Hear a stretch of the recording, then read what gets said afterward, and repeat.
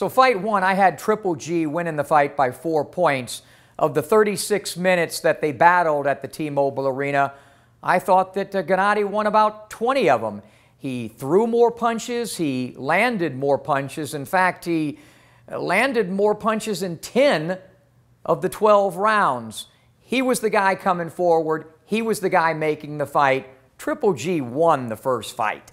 But to be more decisive, what he needs to do is, first off, he needs to get off to a better start than he did in their first fight. I thought Canelo took at least 2 of the first 3 rounds. The most important thing for Triple G is to work the body of Canelo Alvarez.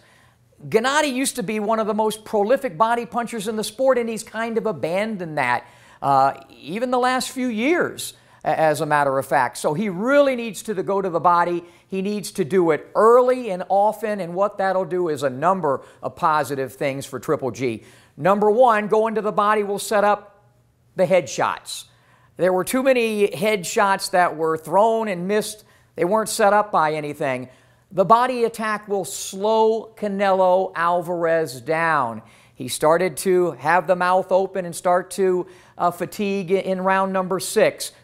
This was without any body attack whatsoever from Triple G. So go to the body, dig to the body. It'll set up the head attack. It'll slow down Canelo. Obviously, it'll back him against the ropes. Now, Triple G did a great job of backing Canelo against the ropes, but he didn't keep him there when he had him there. What he needs to do when he gets him there and lands a big shot is not step back and admire his work. He needs to finish his work. He also needs to take a step to the right to keep Canelo pinned. And when he throws that right hand, he threw the straight right, he needs to torque that right, throw a torquing right, because Canelo did a great job of flipping his shoulder and neck to the right and then skedaddling off to his left.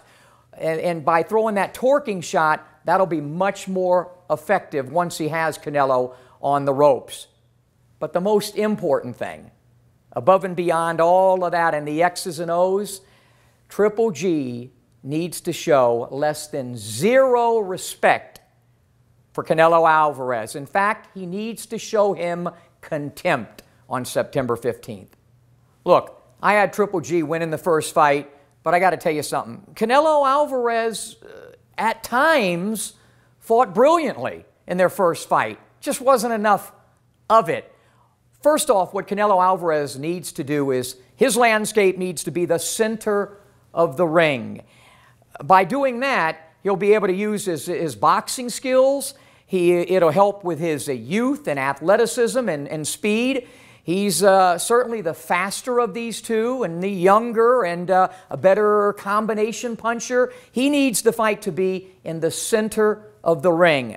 Canelo also needs to counteract what was clearly Gennady Golovkin's best punch in their first fight. That was his left jab.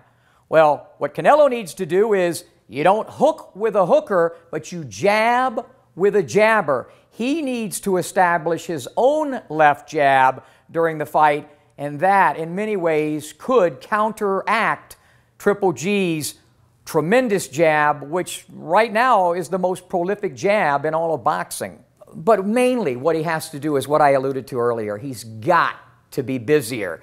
It can't just be fighting in moments, in spurts, in sound bites. He needs to let his hands go. He needs to fight 3 minutes of a round in order to make this a moment for him where there will be no doubt about the decision if it goes to the scorecards.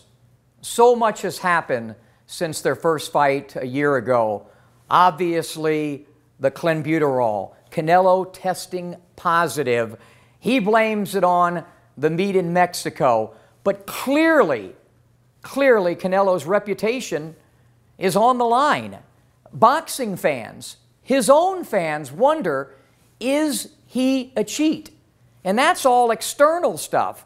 If he is a cheat, internally, he's going to wonder, I got to go inside the T-Mobile Arena September the 15th, and how am I going to perform without my Viagra?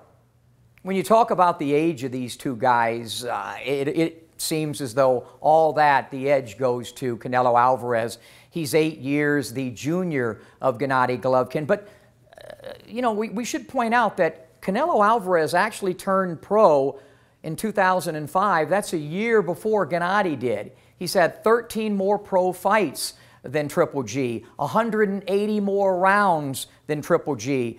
And Canelo's faced some really good opposition in recent years. Having said that, there's no doubt I have seen the slippage in Gennady Golovkin the last couple of years. He clearly can't pull the trigger as he once did. But if he applies these tactics that I mentioned, you know, going to the body more and showing no respect whatever for Canelo Alvarez, I think at age 36, he has one last great performance. I think he'll be more emphatic, more dramatic, and I like Gennady Golovkin to win the fight on September the 15th.